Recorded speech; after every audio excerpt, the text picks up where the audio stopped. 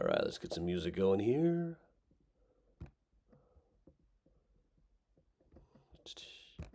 There we are then. All right, we are live.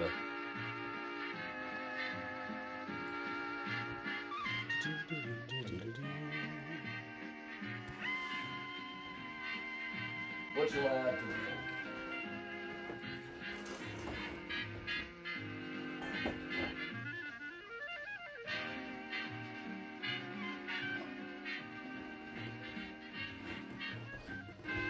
Try a little bit of Buffalo Trace.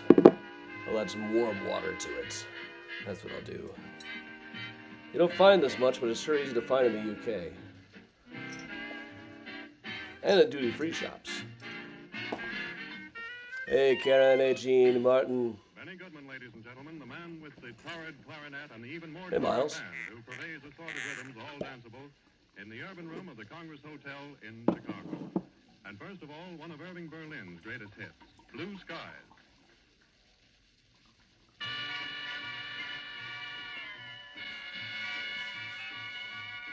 Oh, Miles. Here's the Miles monster right here. Hey, Mickey.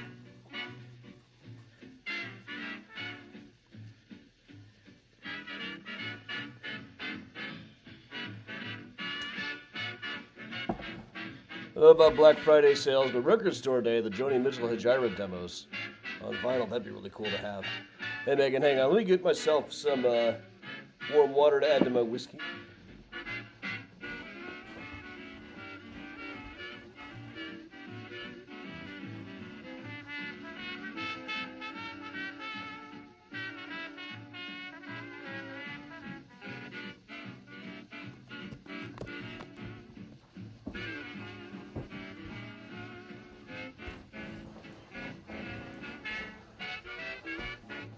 That'll be ready in a second then.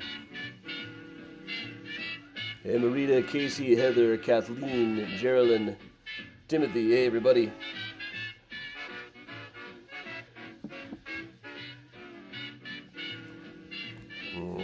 Buffalo Trace.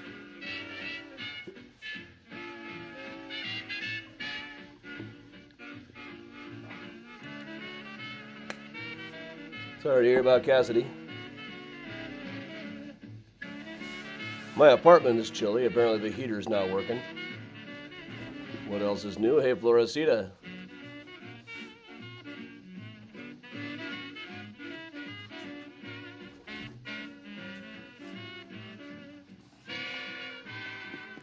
Hey, Paula.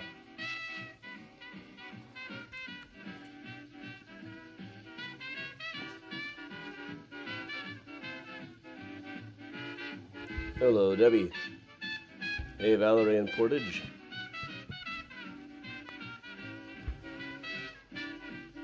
Yeah, Octavio. Yeah, I'm awfully stuffed myself. Hey, Napur.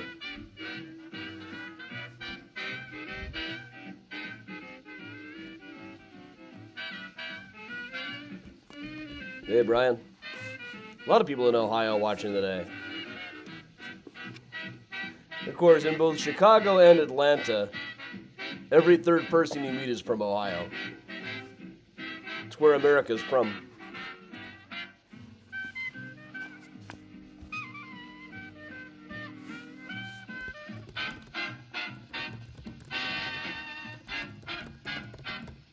Oh, my landlord's messaging now about the heat. Okay.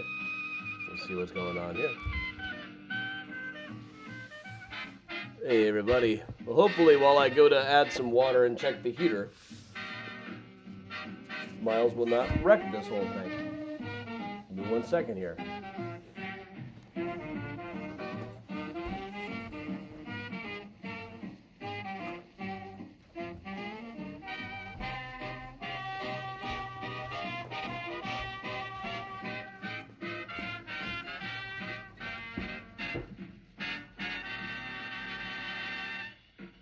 Benny Goodman presents Helen Ward singing With All My Heart.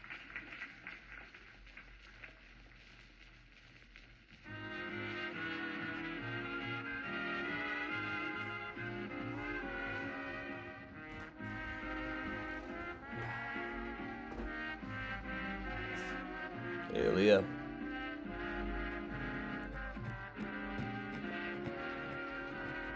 Hey, Susan.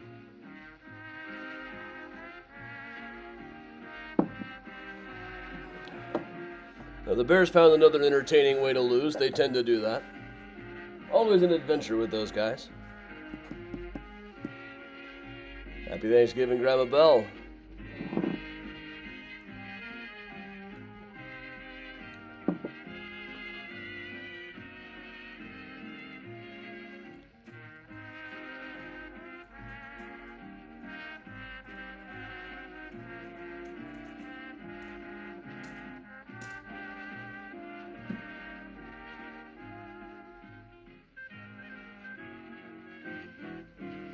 I spent my day watching A Man on the Inside, the new Michael Schur and Ted Danson collaboration. It's not as good as The Good Place, but it's very good. I just wanted to move to that old folks home. It seems like a happening joint. Evening, everybody. You're yeah. I would write a song.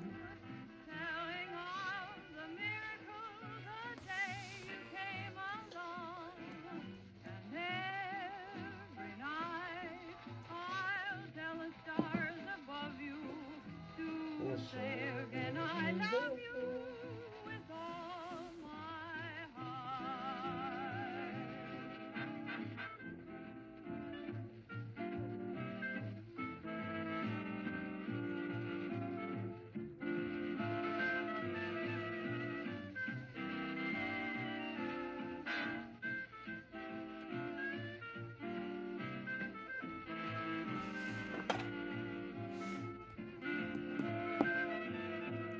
Jill, you can donate by joining the Patreon, going to Venmo at Adam Chicago, or there is also a PayPal version. Which I think I can move up here. Let's see.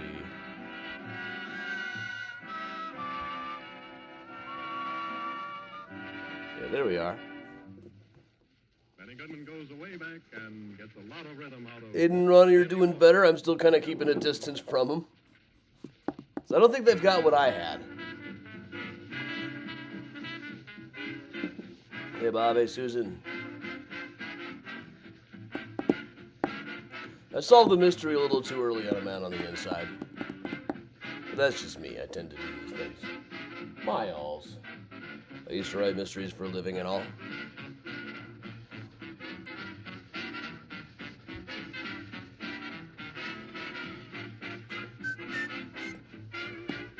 Jill, you can use a credit card on any of these things.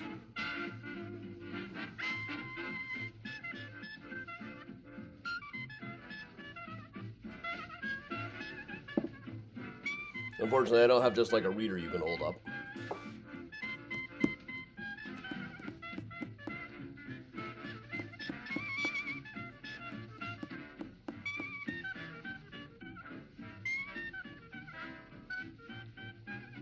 Oh yeah, everybody was able to eat. We had Christmas pudding for dessert from Aldi in the UK. I went to Aldi in Liverpool. They have like a huge selection of Christmas puddings.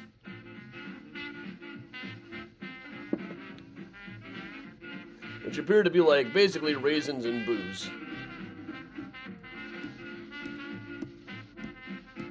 Evening, everybody. Welcome along. Hey, Oscar.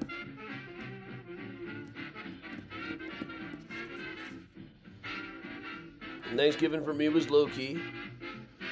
For most of it watching TV, but cooking all of the stuff. I always make very basic stuff. Turkey, cranberry sauce, mashed potatoes, gravy.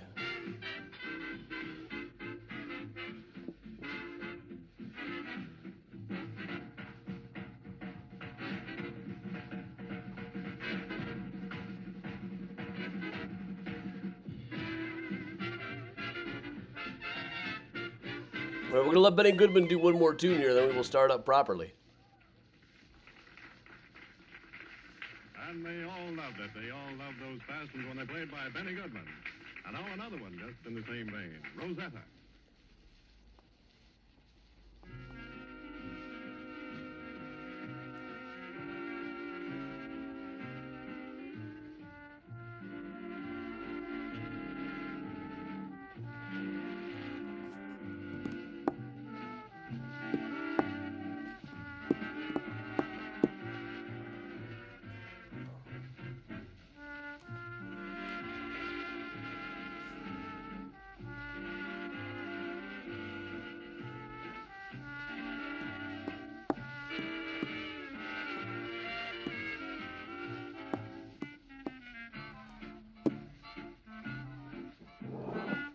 Yeah, so yeah, I've been just kind of, I didn't get a proper nap in today.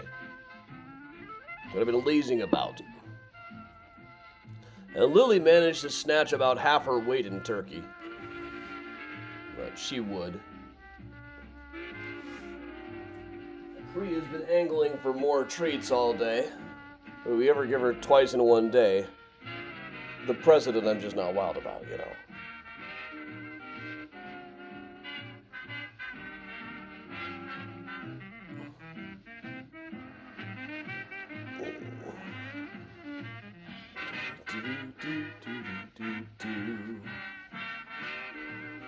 How about that, buddy?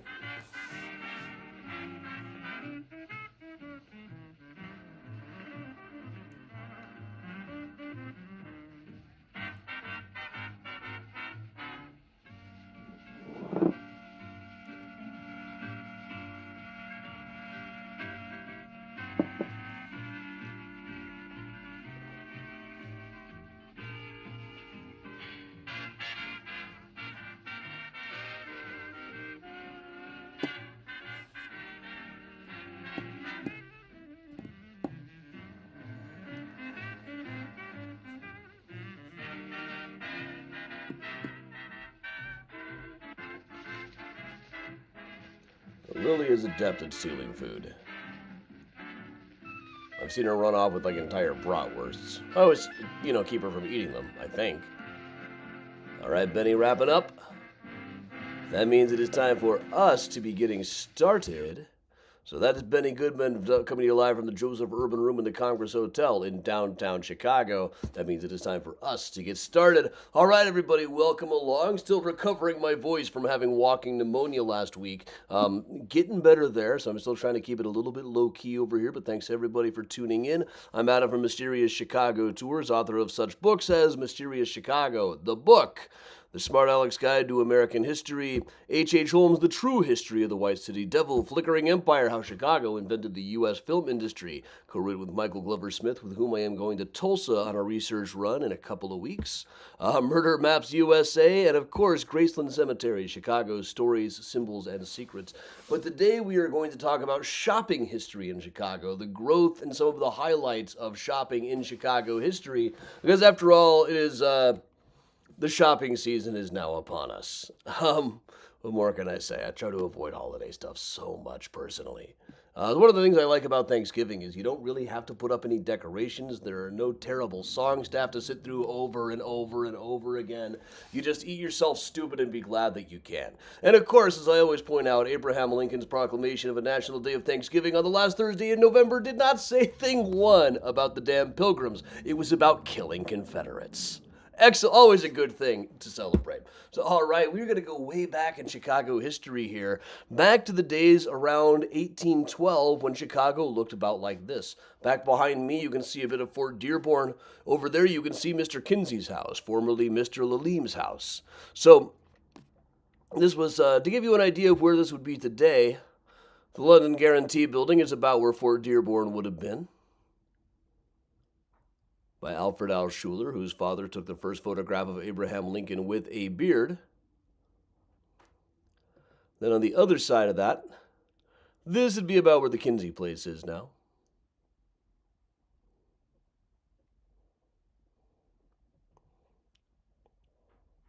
Just run that out. Now, John Kinsey looked about like this. There's not really a photograph of John Kinsey. For years, the Chicago Tribune ran an image of him that was actually his son, John H. Kinsey. This is an image of a British politician that John Kinsey was said to strongly resemble.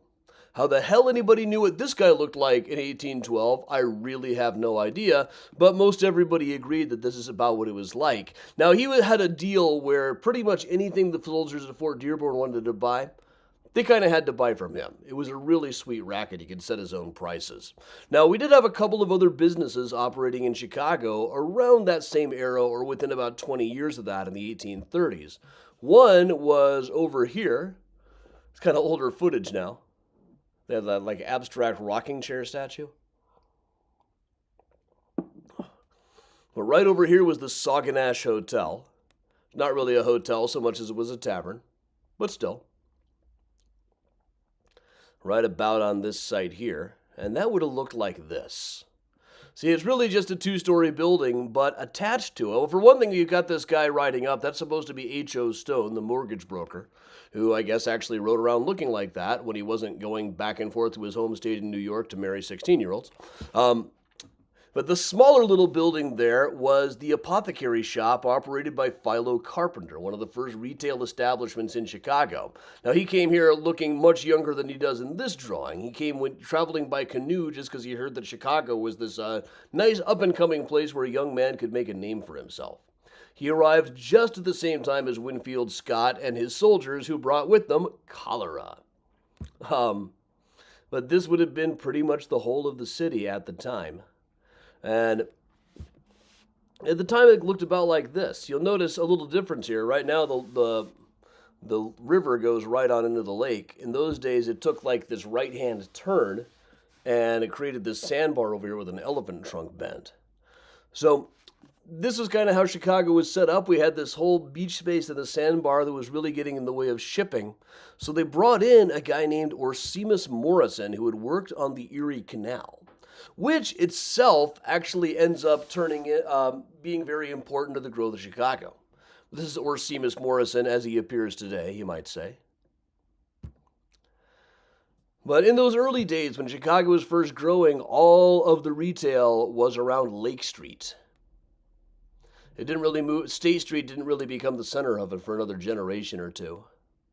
At the time, it was all along Lake, which ran more or less parallel to the river, and got a lot of the stench of the river. But it would have looked like this, a lot of like cast iron buildings like you still see in New York, but they didn't really remake them in Chicago after the Great Chicago Fire. They didn't really hold up very well in the fire.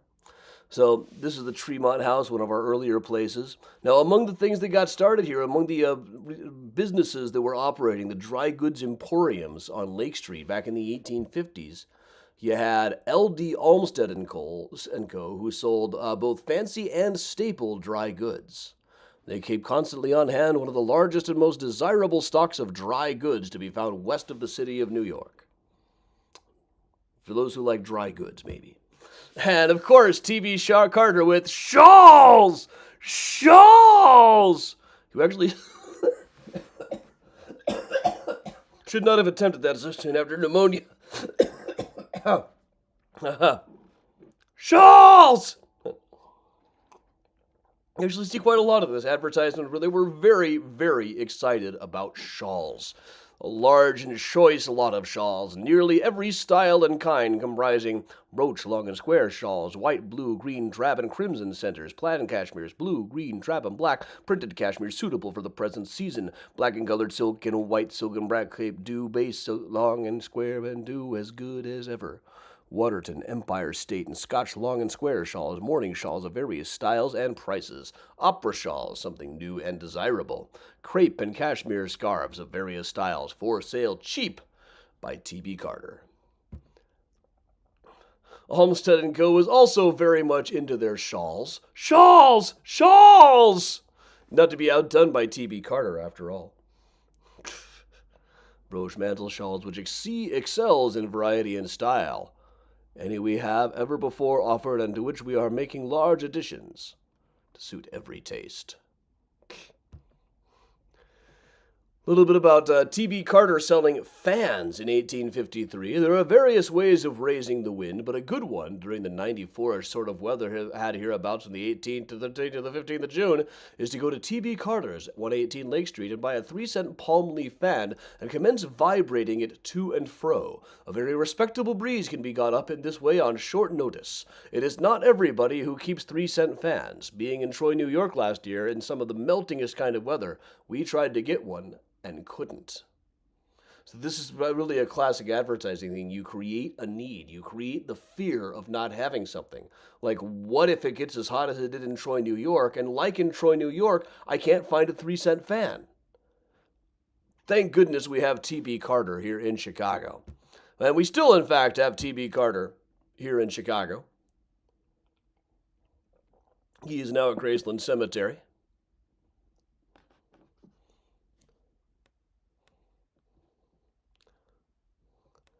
But there was some business on State Street at the time. Here's State Street today, right about where Dick Blick Art Materials is now. Was one of the first businesses operated by a woman in Chicago. Not much is really known about this place, but it was Mrs. Carberry's. Mrs. Carberry's, who would especially invite attention to her edgings, lace, and muslin, which she will sell low for cash. Not much is known about this other than it was the corner estate in Monroe. Comes up occasionally as like a trivia question. But that's about it, really. But around this time, you could buy things like, now this one I especially like, even more than the shawls, honestly. The wig advertisement. Invisible ventilating heads of hair, which also notes down below that ladies furnishing their own hair or that of deceased friends or relatives can have it made into any of the following articles of an endless variety of beautiful and substantial patterns. Bracelets, armlets, negligees, finger rings, eardrops, crosses, ladies' and gents' neck chains, watch guards, flowers, wreaths, etc. So, you could go to this place and have lingerie made out of your dead friend's hair. These people were freaks, man. But this is kind of what a dry goods store was like at the time. It was a bunch of stuff up on shelves. You'd probably have to ask one of these guys to make your lingerie out of your dead friend's hair, which must have been terribly embarrassing. We usually like guys from the farms coming into the city to buy their dry goods and hanging out around the whiskey barrel. That's really what was going on. But off in New York, off in Lockport, New York, where they were building the Erie Canal, was a guy by the name of Potter Palmer. He was a Quaker. They were into not bargaining in stores, just having one set price for everything, which was still fairly unusual at the time. In Lockport, he saw the order for all of this stone that was going to the Chicago courthouse and figured, man, that must be a pretty good place. So he made his way out to New York from Lockport, which looked like this at the time. And once here, he went to the Sherman House Hotel, where he met with a guy by the name of John High, who leased him some space on Lake Street to build his own department store. Now, to get some ideas for how this should be run, he went off to see A.T. Stewart, who operated a marble palace up in New York. The building is still standing. It's actually right near my grave robbing tour, which is convenient because when A.T. Stewart died, his bones were stolen and held for ransom. But this place was a massive, massive operation. So, Potter Palmer operated out of there for a while and ended up getting some more space after a terrible fire came up in 1857. Now, the day of the Great Chicago Fire, the morning that broke out, you could have said the Great Chicago Fire, and you would have meant the one in 1857. So Potter Palmer & Co. ended up starting his own place. This is Potter Palmer, and he was a little bit older. Started his own place over here. Now, Potter Palmer really was following the developments of politics, the developments of society very carefully. This is something that would serve him very well. Early on in the 1850s, he was following this new development in women. He was finding out, early suffragists at the time were not having a lot of luck convincing women that they should be agitating for the right to vote. What they did have success with was telling them they should be doing the shopping for the family. If you want something, go out and buy it. You need a new stove, go buy it. So he realized women were starting to do their own shopping, sometimes even just as a form of recreation, and decided that seems to be the way the tide is turning. So he thought perhaps he ought to open his store and kind of cater to them. No whiskey barrel or anything like that. Just assume that Elizabeth Cady Stanton had the right idea and that this is the way things were going to go. So there's actually, this is an 1858 account of his opening.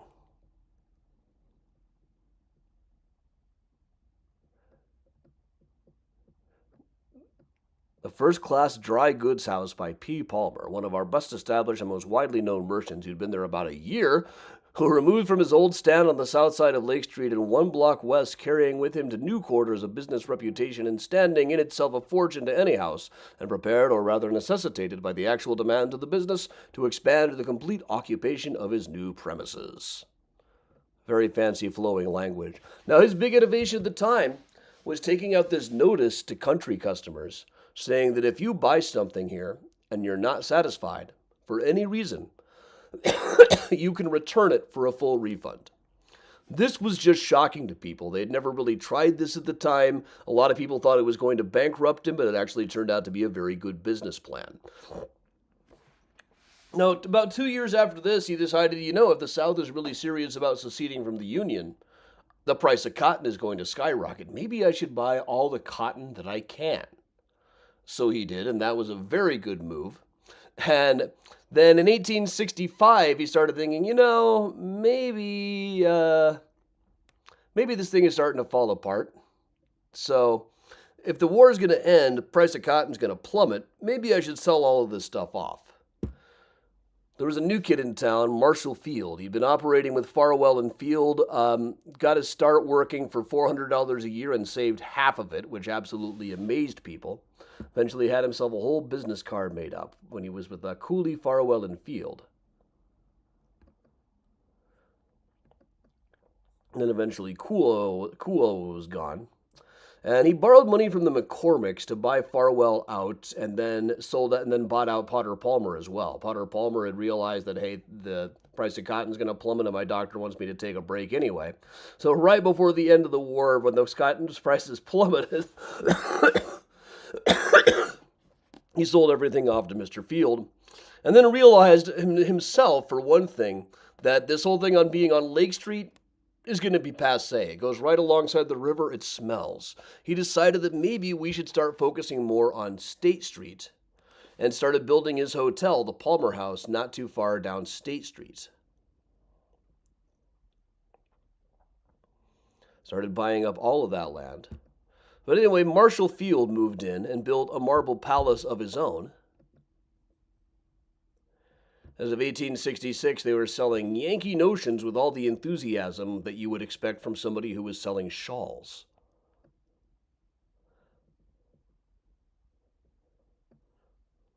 But then 1871 happened, and Field's new place was completely wrecked. Chicago built itself up back very quickly. Like, this is Mr. Kerfoot, who famously had a sign saying, "All gone but wife, children, and energy." You can see a representation of that over on the side. This is what Marshall Field looked like post-fire. But they did have this sign up: cash boys and work girls, mostly people who collected the cash, will be paid what is due them. Where would he ever have scraped up the change for this? Cash boys and work girls were paid almost nothing, something like $2 a week or something. And Field would justify this by saying, well, if they saved only 10 cents a week, then in a few years, that's thousands of dollars. Like, math is hard, Marshall. 10 cents a week is $5.20 a year. It takes a long time to get that up to the thousands. But it was rebuilt, and rebuilt brilliantly. This is a look at the jewelry department. But really, the retail shop for Marshall Field was never their moneymaker. In fact, more years than not, it lost money. Really, having that giant store on State Street, the famous retail shop, was really just kind of a loss leader. It established Marshall Fields as a brand. Where they made their money was in the wholesale business. They had a wholesale business right about where this arrow is pointing. We can look at where it was now.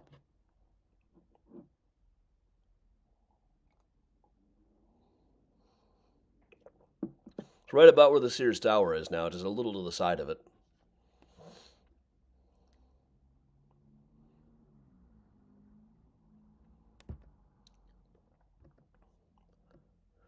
Now, this is their later warehouse building designed by Henry Hobson Richardson. But buying things for wholesale for other stores to sell was really where the money was for them.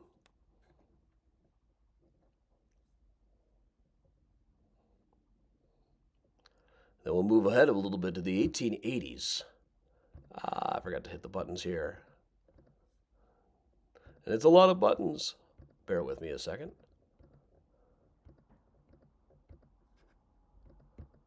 So, here's Marshall Field's as it looks today.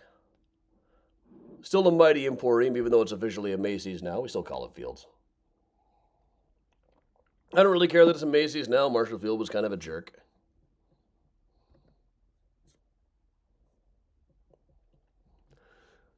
But in the 1880s, he brought in as general manager a young man named Harry Selfridge. Now, there's a lot of innovations we associate with Marshall Field's retail establishment, like the open return policy, which was really Potter Palmer, and things like a bargain basement, and having all the perfume counters right by the door so it didn't smell quite as much like horse manure when you first stepped inside. Having a lunch counter. A lot of these were really Harry Selfridge's ideas, the ones that didn't come from Potter Palmer anyway. Marshall Field was dragged kicking and screaming into all of them. But Selfridge was a very interesting guy. He added more phones, he raised the amount of advertising up by 500%, added a tea room in 1890. He raised profits by about 50% in only 6 years.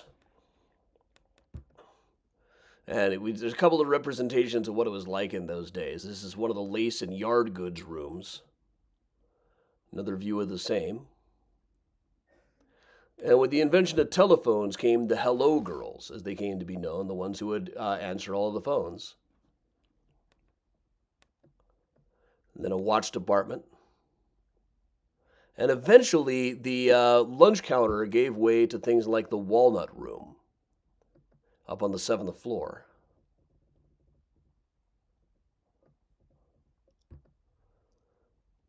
Which as of 1959 had this massive Christmas tree. Still visible today. They probably got it up already right now. Oh, thanks, Phoenix. Now I'm going to have banana phones stuck in my head. It's cellular, modular, interactive, odular. Selfridge also was a pioneer in the field of window displays, which is something we still associate with places like Macy's especially, and Marshall Field's especially. And this is probably why he's in hell.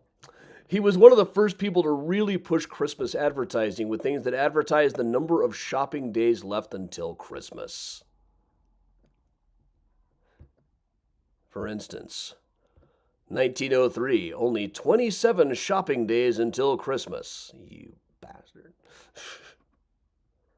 Here's kind of what they were selling in 1903. Women's wraps in every desirable fashion, Alaskan seal coats for $195. That's thousands of dollars in today's money. That's probably a $5,000 to $10,000 coat right there. Moleskin sets, also very expensive. Guess you only needed to sell one or two of these to make your money back off of the ad. 1905, we've got women's broadcloth models. Broadcloth coats for $20. This is like, a $500 coat, but not thousands and thousands. We still weren't quite to the point where people could actually buy things off the rack at the time. That would come a little bit later, but this was only 25 shopping days until Christmas.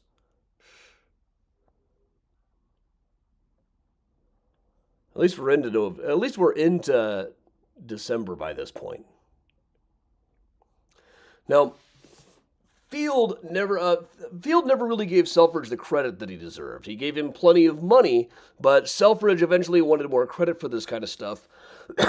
Eventually came up to Mr. Field and said, listen, I want to reorganize. I want this to be called Field Selfridge and Company and more of the money, and otherwise I'm going to just walk. And Field said, okay, walk.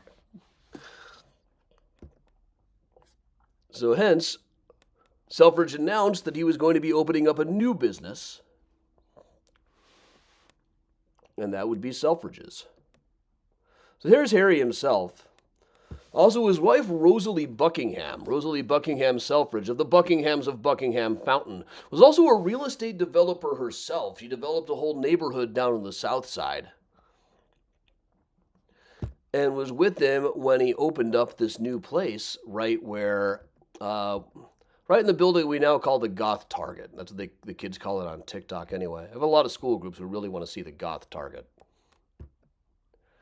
This fine Louis Sullivan design. Let's just take a look at this.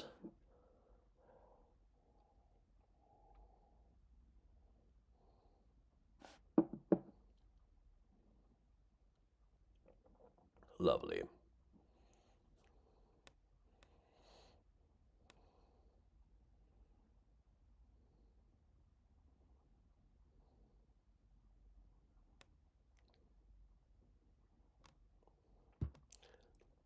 But this was a bit at State and Madison. And here's some footage of State and Madison around the turn of the 20th century. Big bustling place. Trouble is, all of the talented retail workers were already at Marshall Field and under contract there. Selfridge had a hard time really getting his own place off the ground. And within just about a year, he had sold it off to Carson Pirie Scott. And he sold it at a profit. Then moved up to London and started Selfridge's, which is still around and fairly common over there. Just show the view here. Here it is, the most bustling corner in the world. You can see this is during the summer times. Everybody's got a straw hat on. You wore a straw hat after Labor Day. People would pull pranks on you to no end. But this is when it was the Carson Pirie Scott & Co.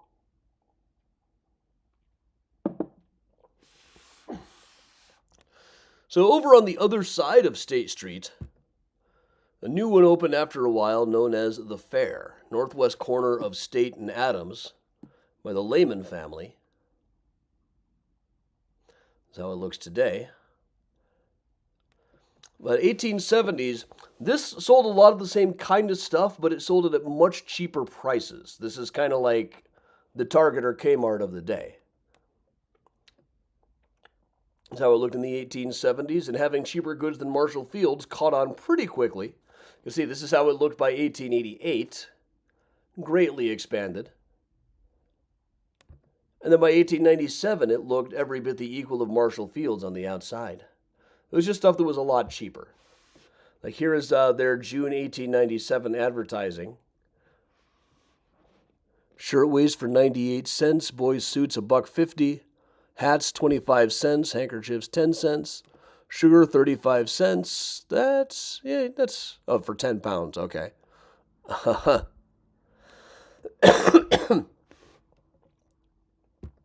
The inside of it looked like this. So it looked just about as nice as a Marshall Field's, really.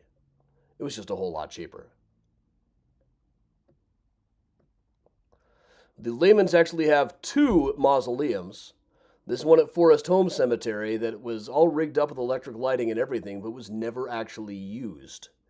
It was actually, recently the Forest Home Cemetery was trying to sell it for like $250,000, which for a mausoleum this size is an absolute bargain. And it comes with these lions, too. But eventually they decided to move to something a little less ostentatious and instead built their own little White House at Graceland Cemetery.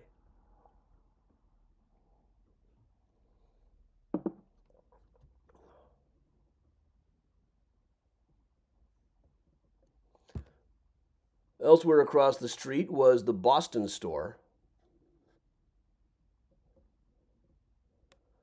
You can still see an ad for it right up there. I'll just show a quick view of where that was. It would have been right across the street, really, from the Selfridges / Carson Pirie Scott. Here on the northwest corner of Madison and State. And it looked like this. Very large space.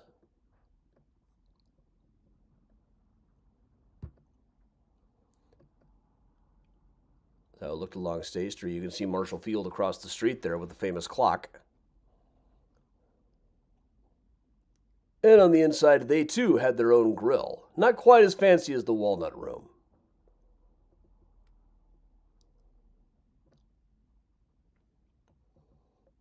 Here's one of their ads. They, of course, had picked up on the shopping days till Christmas thing.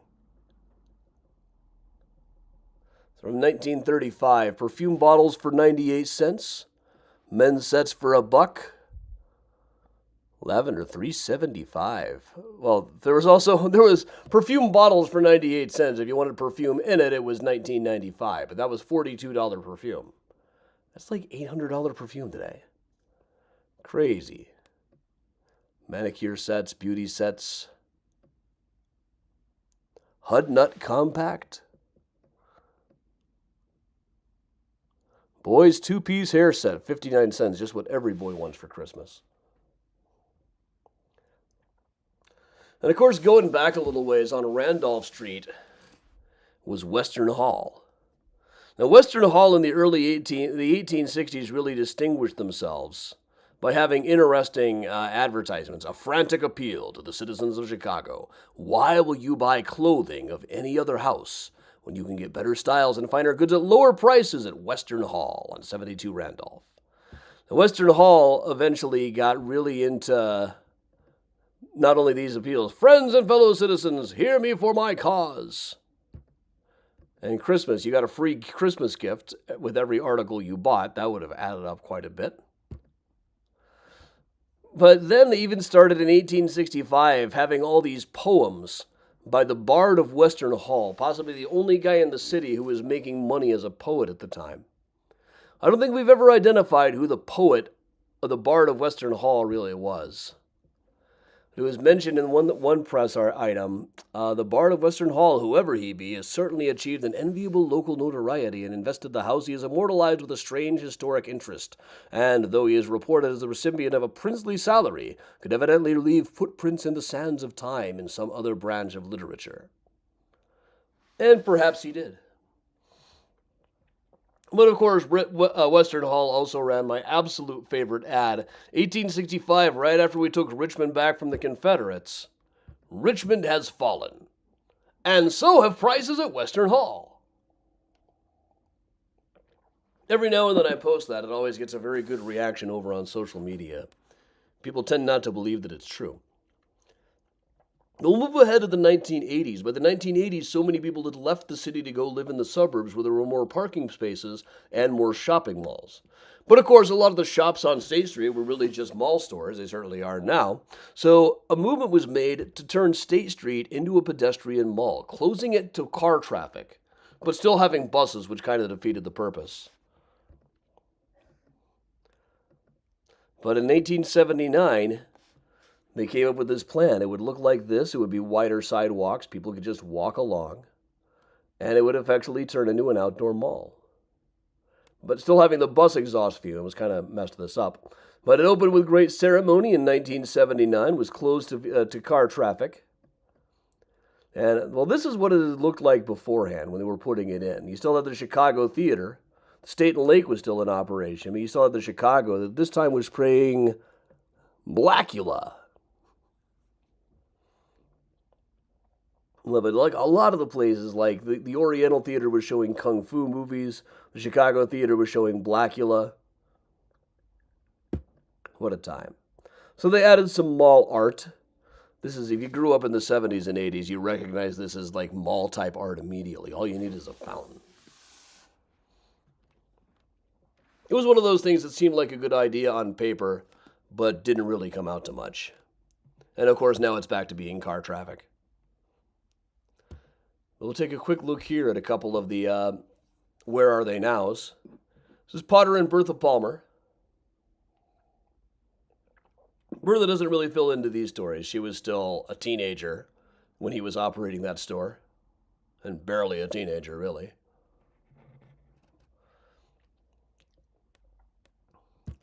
And on the other side of the pond, a statue called Memory by Daniel Chester French, who did the Lincoln Memorial in D.C., marks the resting place of Marshall Field and his family.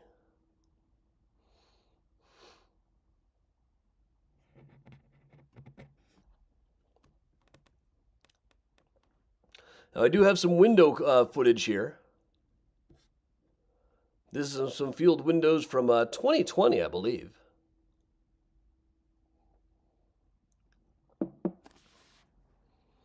Walk through and take a look at them. I need to get this updated.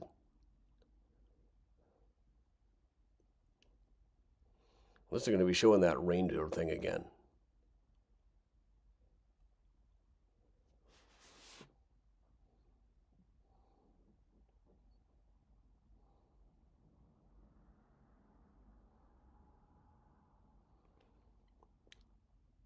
No, Martin Bertha's maiden name was Honore.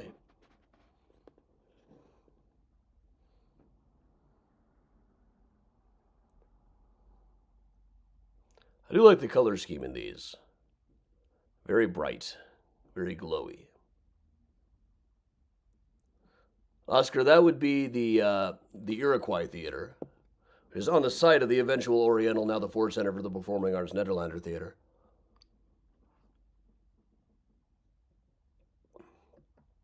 Loop around to another window here.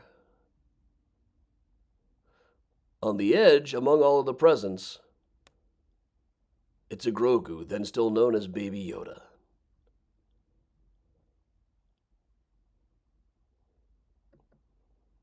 Which one was this?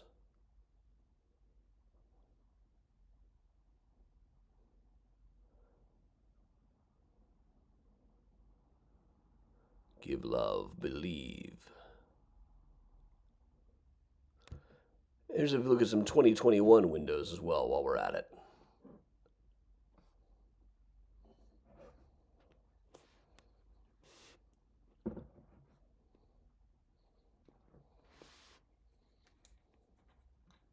Oh yeah, Tiptoe the Reindeer. It's a whole story about Tiptoe the Reindeer. It's all in rhyme, kinda.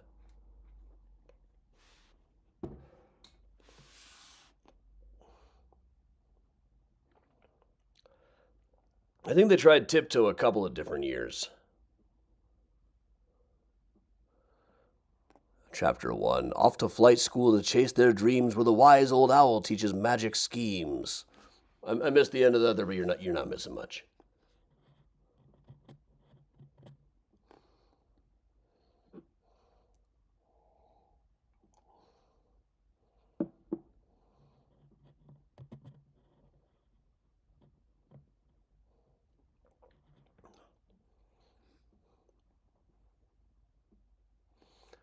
But give them credit, they had an idea for a whole story told over a series of windows. And they told it. Polar Bear and Penguin knew they had to act fast. We need a plan before Christmas has passed. That almost rhymes. It rhymes anyway. Tiptoe was in the parade this morning? Huh.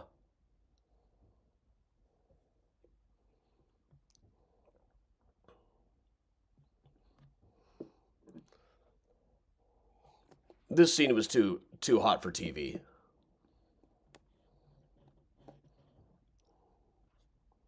This one too. There were some really adult scenes in the Tiptoe story. Not about Tiptoe, they're side characters.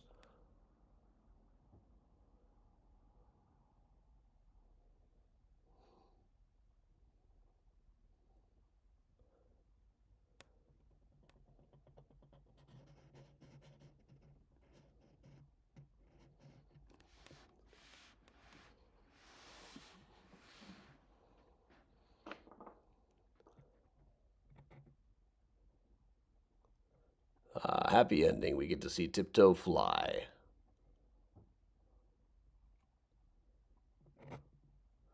It didn't flop that time anyway. Not in the flying sense anyway. Well, all right, everybody. So thank you very much for joining me. This was Shopping History in Chicago. It's about as much as my voice can handle right now.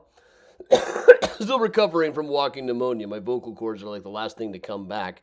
Nothing really to plug right now. We'll have another tour next week. And, of course, tomorrow morning is Find a Grave Friday. So for now, we'll just put the Benny Goodman back on and hang out like we always do. Thanks for joining us, everybody. I got nothing to plug right now. From the Joseph Urban Room of the Congress Hotel in downtown Benny Goodman's arrangement of the Bugle Call Rag.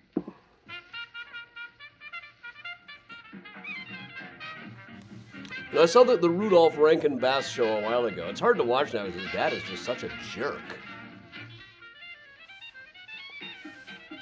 However, there's some interesting speculation the guy who wrote the script may have been both gay and Jewish, and you can see it in the script. Now, it's not exactly high-grade Future Perfect or anything, but for early 60s,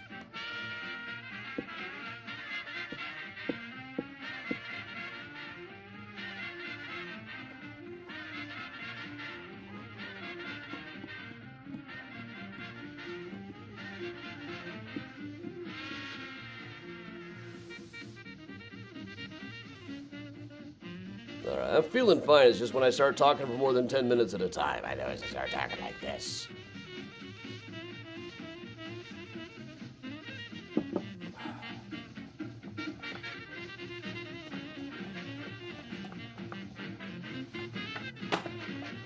Coyote Calendar's coming. Awesome. You go to MysteriousChicago.com. That will give you a link right up at the top to the Coyote Calendar for 2025. Cemetery Coyotes in action.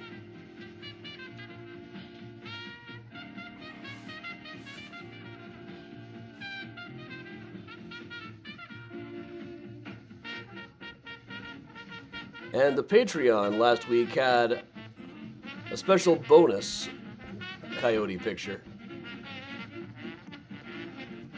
that showed the cover. I was just so delighted with the shot I got of the cover of a coyote lying on the ground looking like he's just delighted with this dandelion on the ground.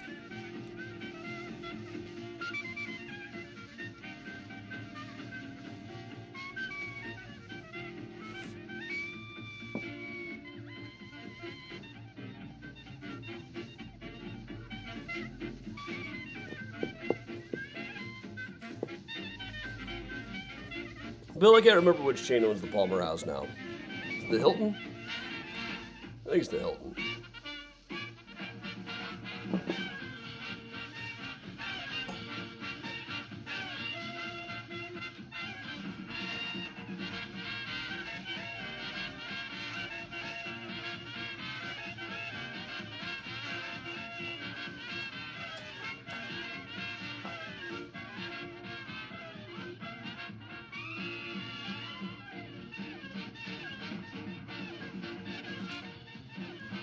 One thing I'll say, the whiskey has felt good.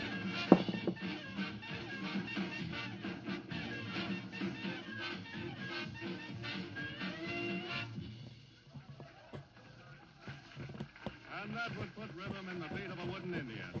That was the Bugle Call Rag, Benny Goodman's own arrangement. Now, the popular tune, Thanks a Million.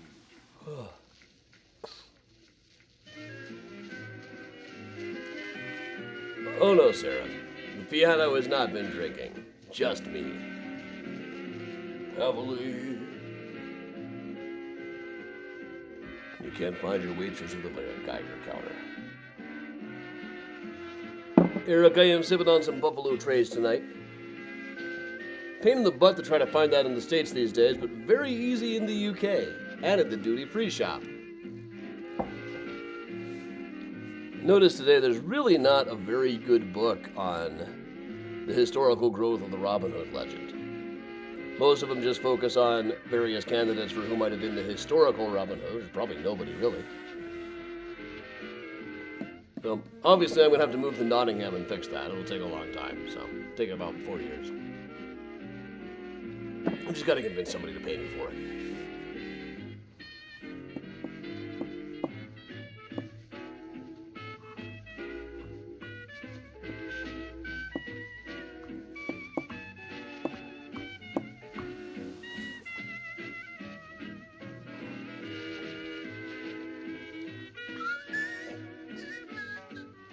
It's also later that I've been staying up. I've been going to bed at like 8:30, 9 o'clock pretty regularly lately.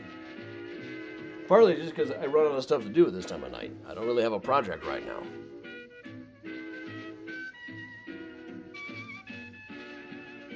Eric, I probably could have found it easier than going overseas, but it was easier to find when I was overseas.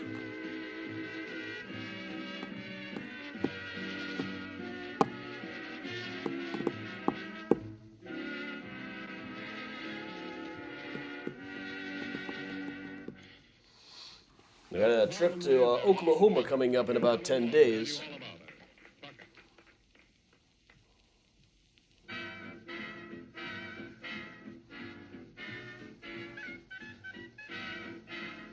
All about it. Oh, Bill, I've had a chronic sinus infection for 30 years. I know all of the home remedies.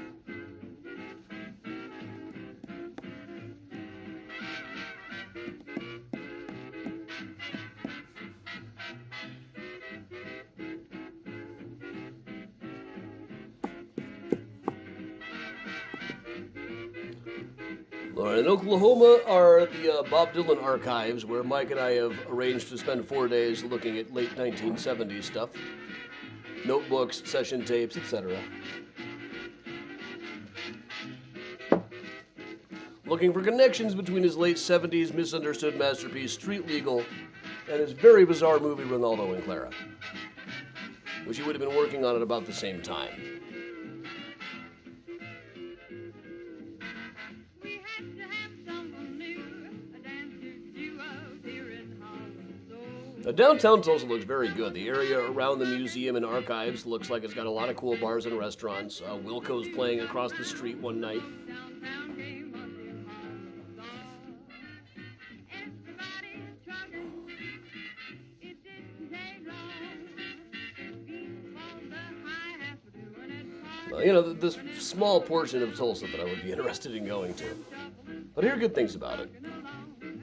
It spread like a forest blaze, became a craze, and thanks to Harlem now, Everybody's trucking.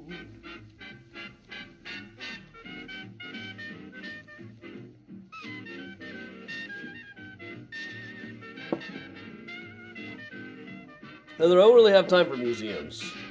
9 to 5, I'll be digging through old notebooks and stuff.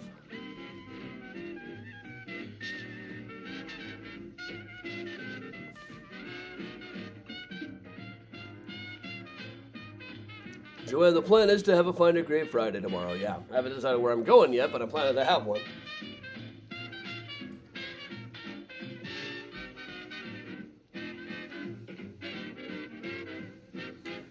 Unless I have to be home to deal with, like, furnace stuff. Which is a possibility since our heater's not working right now. Benny Goodman presents On the Alamo. Knob Creek Maple, I don't think I have tried that.